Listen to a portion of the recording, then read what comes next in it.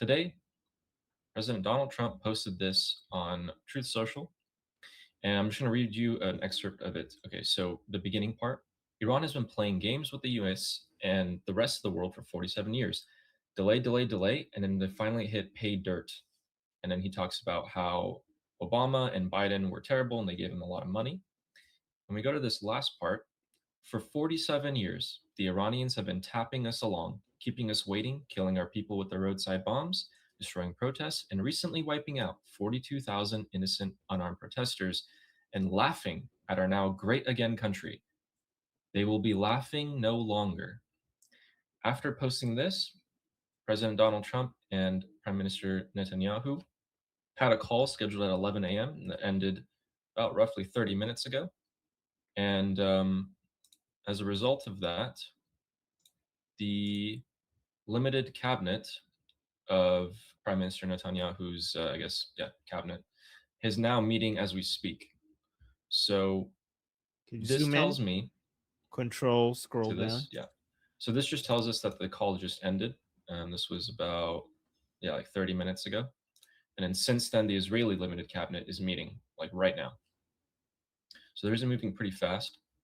And if you want to know about Netanyahu's stance, Don't we're play going to that, by take the a, way, because YouTube will be okay. strike us. Just tell us what that was. So in this clip, this is scheduled to release tonight, I believe. This is already pre-recorded a couple of days ago. And Netanyahu says that we are going to go in and we're going to take the uranium out, whether the Iranians agree or not. And I spoke with Trump, and he's of the same mind. He also wants to go in. So this is the most recent statement that we can find on this. And perhaps the most recent piece of news that I can find is that we've been hearing drones that have been going on to the capital of Tehran for about a week now.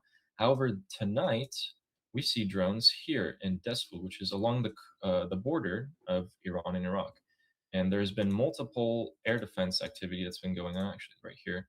So this air defense activity has been going on for a couple of hours now, and this is Vahid Online, who has been very excellent throughout this entire conflict at covering what's been going on the ground because he receives intel directly from Iranians in the area. So as of right now, this is all the information that we have available. I might have missed something, I don't know, but yeah. So, what is your Ali? What is your view? Do you think President Trump and Prime Minister Netanyahu, how aligned do you think they are? Because there's so many people who say they're completely aligned, and any reports regarding disagreements between them is them just playing good cop, bad cop.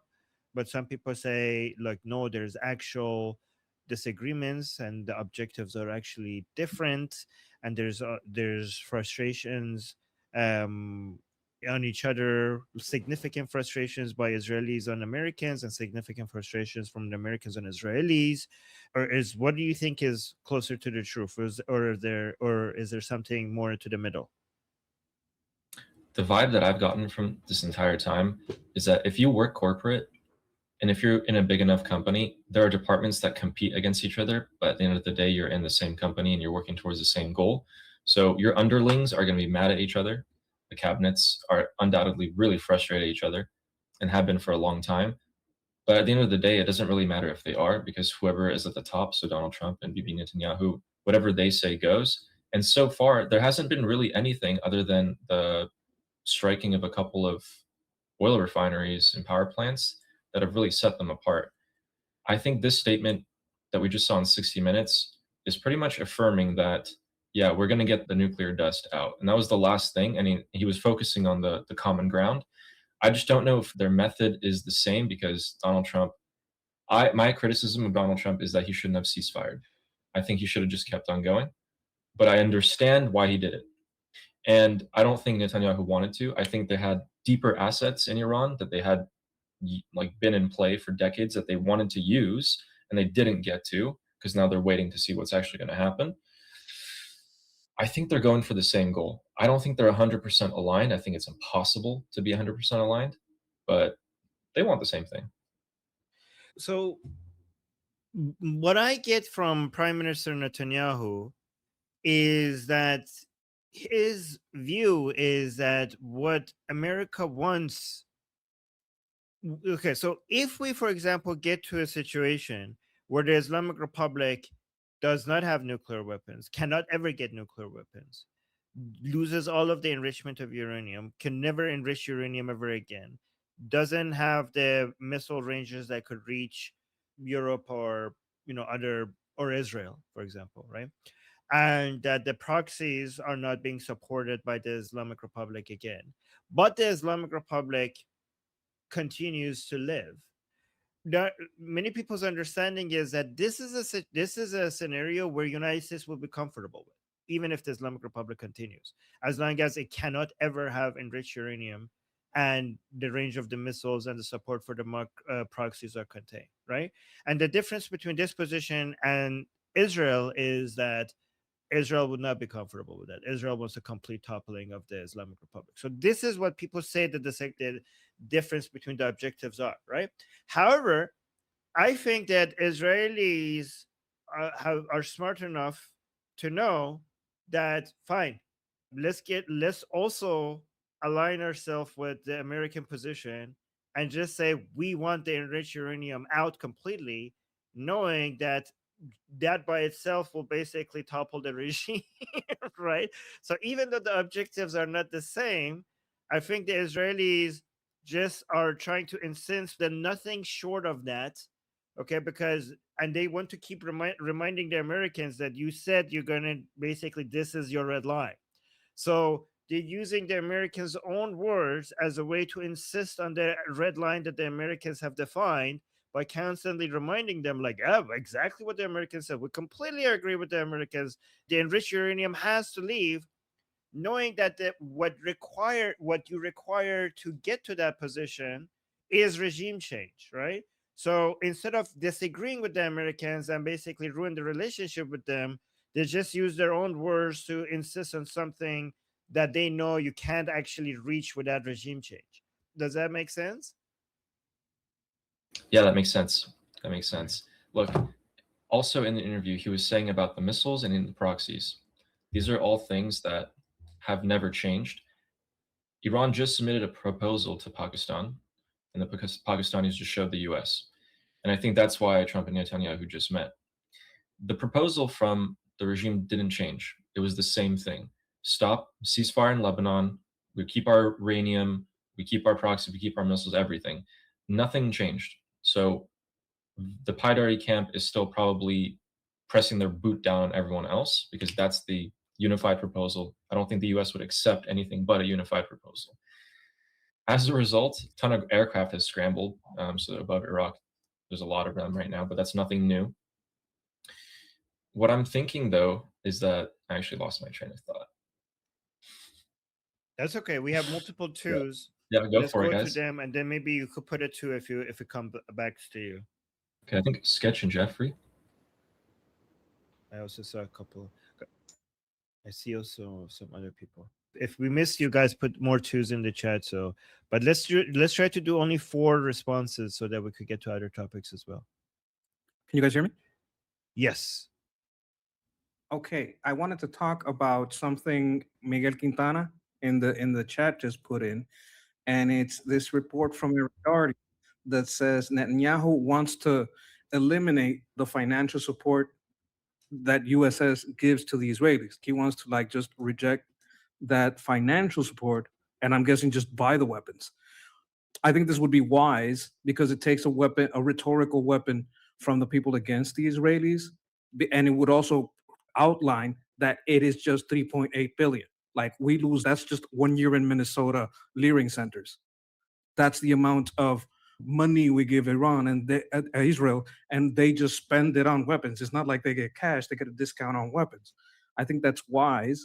I think this is what we were talking about is what the Israelis think and what the Americans think, but there's also the American perception of Israeli and the Israeli perception of Americans. I think this would help improve the perception of Americans and Israeli if they just said, look, you were giving us 3.8 billion. That's one leering center. We don't want your leering center's worth of money. You can keep it. We'll just buy it full price like everybody else. So nobody says that we're taking advantage of you or we're doing this to Americans. We don't want to take advantage of Americans. We'll just pay full price. So as far as the conversation on what Americans think of Israelis and what Israelis think of America, and when they put it, it was like a video, so a guy saying it, and Netanyahu saying that, and I think it would be a wise thing. And as far as in the conflict, I think Israelis want to be overt and Americans want to be more covert about it. I'll mute myself. Okay, thank you. All right, next is Noah, and then we really do have to keep these responses to 30 seconds because we have, I think, 6 people. Got it. I think Jeffrey will agree with me on this, but I think those drones, they're doing intel recon, and also I think they've made a decision because Tutsi has talked about these quote unquote gas leaks, and this happened right before the war as well. I bet you more than anything, it's either CIA, Mossad, or anything, but they're getting ready. So I think I think the strikes are coming soon. Thanks. Thank you. Next is Jeffrey. Yeah, so I mean, all kind of very good points. The meeting of 12 is important because it looks like Israeli leadership is setting the conditions for round 2. You know, Israeli Prime Minister Benjamin Netanyahu is not simply warning the regime remnants. He's building the decision architecture to resume operations if the enriched uranium remains in Iranian hands. Indeed, President Trump's statement kind of transforms that Israeli I don't want to say threat, let's just say, red line into a U.S. back red line. The drone activity that Ali very rightly pointed out on the Iran-Iraq border and the Iran-Iraq border strike are important because they look like preparation of the battle space. If the Israeli and U.S. are waiting for diplomacy, if they were only waiting for diplomacy, we wouldn't see the level of surveillance. We would see a lot less than what we're seeing. So what the indicators kind of show is that it's consistent with imminent or near-term strike preparations. So you have an ISR surge, border area, kinetic shaping, and restricted Israeli consultations, U.S.-Israeli public alignments, and unresolved enriched uranium problem. Why does the drones matter? Because they're doing target revalidation, pattern of life collection, air defense mapping, and battle damage assessment, and follow-up planning are doing the preliminaries of it. The Iran-Iraq border strikes matter because it's a militia transit zone, Kurdish-Iranian opposition zone, forward operating geometry, and pre-strike suppression. So it all looks like something is probably going to kick off real soon, or at least they're setting all their cards up because they're done with these guys fucking them around. Thank you. Next is Miguel. I do want to add to that. We also had the reason why the ceasefire was put in place because we had 2 other strike groups that was heading to the Middle East. The USS George H.W. Bush, which has arrived just about a couple weeks after the ceasefire, and the USS Boxer, which is another amphibious ready group that was also heading to the Middle East. And it had taken a little longer transit time because it departed from San Diego over a month ago, and has supposed to be arriving in the Middle East probably by now. So with those 2 in the Middle East, alongside with Lincoln and Tripoli, it pretty much sets a powerful naval force towards Iran. Not to mention there was a ghost ship that was used in the Maduro operation is now in Diego Garcia.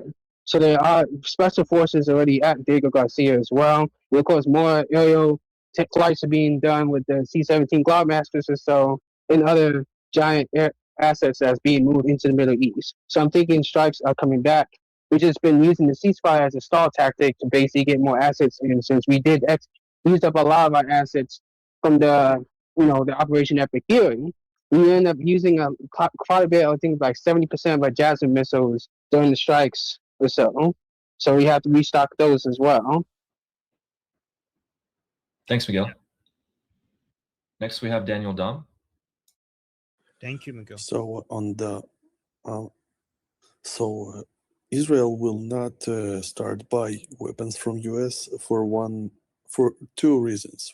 One of them is that Israel develops a lot of really cool stuff that America uses, not particularly paying for that. It is the first thing. And the second thing, Israel, although has kind of a strong economy, but if Israel will start pay for the stuff we are getting from US, Israel will go bankrupt because the country is small. We don't have much resources, and only like the high tech and the weapons we sell to countries like Azerbaijan and other European countries like Germany. But that will not cover for all the airplanes and all the arsenals that we get from the US. Okay, Daniel, that's actually not correct. First of all, I mean, I don't know what you mean by start. Israel has been buying weapons from United States for a very long time, and we also have like massive new deals right now between Israel and United States. We just had a recent deal in May, which is, I think we have F-35. What is this? Something that new F-35s. They have new names like F-35I and F-35 and F-15IA fighter jets. Yeah. Can you close your mic, please? Like, well, I'm just not done yet. And also, we have the Trump administration just bypassed Congress to approve a $1 billion package of laser guided rockets and has delivered over 115 tons of munitions since February. And then we have also future planning. Both nations are currently negotiating a new 10-year defense agreement, MOU, to ensure the arms flow continues well into the 2030s. So everything suggests otherwise. But yeah, go on. Sorry, Armin. I mean, of course, Israel gets the weapons from US. We do. But the amount of the money is just printed money on the screen that's circulating.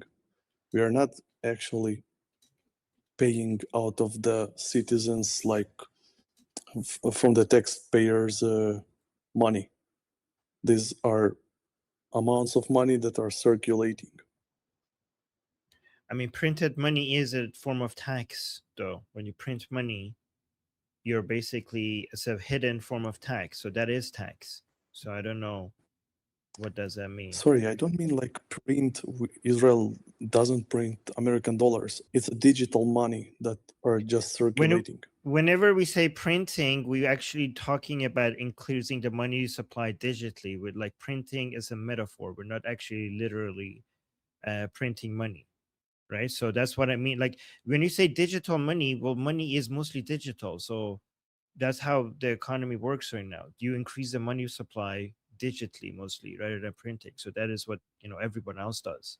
So I don't know how that's different from If I'll try to explain it, if I succeed, I hope I succeed. Like we have a deal, then basically companies like Rafael, Elbit gives to the US developments that cost something, some amount, right? Then on the behalf of this money that these developments that the US get, then we get planes and stuff. So I looked into this. I looked into this. So I'm looking at where the funding from this comes from. Okay, so Israel is basically funding all of this from the $112 billion defense budget. This is financed largely by increasing national debt and the annual U.S. military grant, which is $3 billion, which is not that much compared to the defense budget of Israel, which is $112 billion.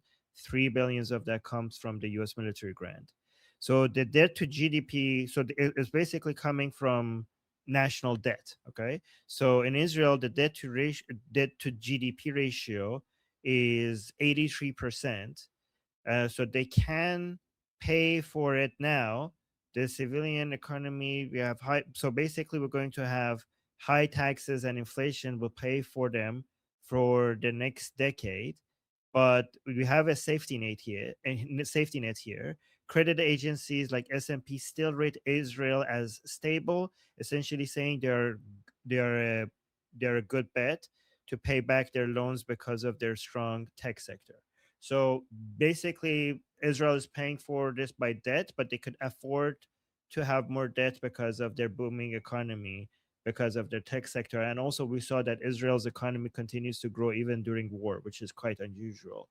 With this a country being this much involved in war and still having a booming economy is like historically rare.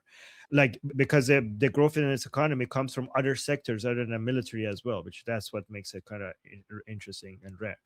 But basically, S&P thinks that Israel has no problem having more debt. And that's how they're financing this. All right. All right, and then lastly we have Jewish Samantha. Samantha just posted something saying, okay, but okay, I'm not gonna read. Like, am I gonna like his? Are we supposed to read that, or are you gonna open your mic? The main drivers of this. Oh my God. Okay, we have to. Okay, so Samantha saying the main drivers of this American action against Iran. Well, it's not against Iran. It's against the Islamic Republic. It's for Iran. Against the Islamic Republic isn't Israel or Saudi or even the Islamic Republic's own long-standing and violent anti-Americanism. So Iran, for example, Iran's anti-Americanism. Iran is not anti-American. The Islamic Republic is anti-American. Or even Islamic Republic's long-standing and violent anti-Americanism. It's about China. China sees in Iran a second front ally, a source of desperately needed and cheap fuel and vehicle for destabilizing gas prices and American security with large Writ large. writ large. Yeah, that's why Israel. Okay, hold on. That's why Israeli strikes focus on command structure and ballistic missiles, and Americans strike larger regime infrastructure and military systems that disrupt Gulf allies and their oil ships.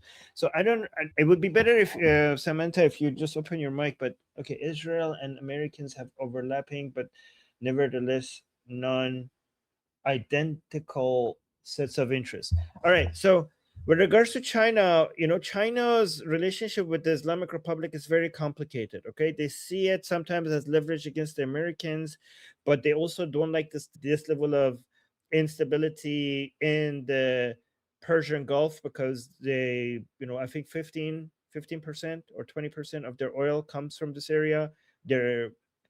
China also relies on other sources of energy as well, but they still don't like this instability. Like, they don't like at all what's happening in the Strait of Hormuz. So I wouldn't say that they caused this or they wanted any of this to happen. I also know that Saudi Arabia relies on countries like Saudi Arabia. So I also know China relies more on countries like Saudi Arabia, the UAE, Qatar. Their relationship with Qatar, Saudi Arabia, and the UAE is way, way, way, way, way more important to them than the relationship with the Islamic Republic. So the fact that this is causing trouble for United States is a silver lining for China that they would try to take advantage of, but it's not an ideal situation.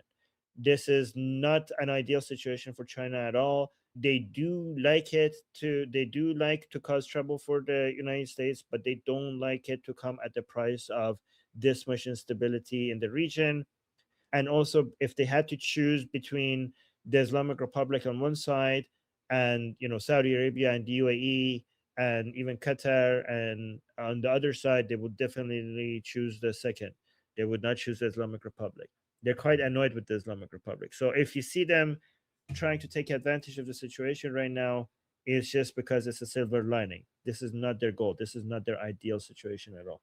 I don't know if I addressed what you were saying at all, but if anyone else wants to respond to it, maybe I didn't understand what you were trying to get.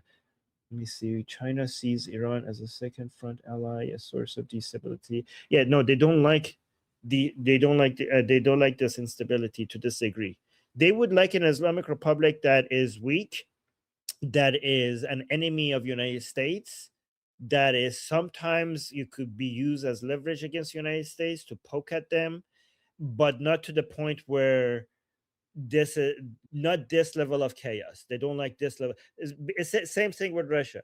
Russia prefers the Islamic Republic to be able to continue, be a weak Islamic Republic that could be used as leverage, but not to the point where not to this point.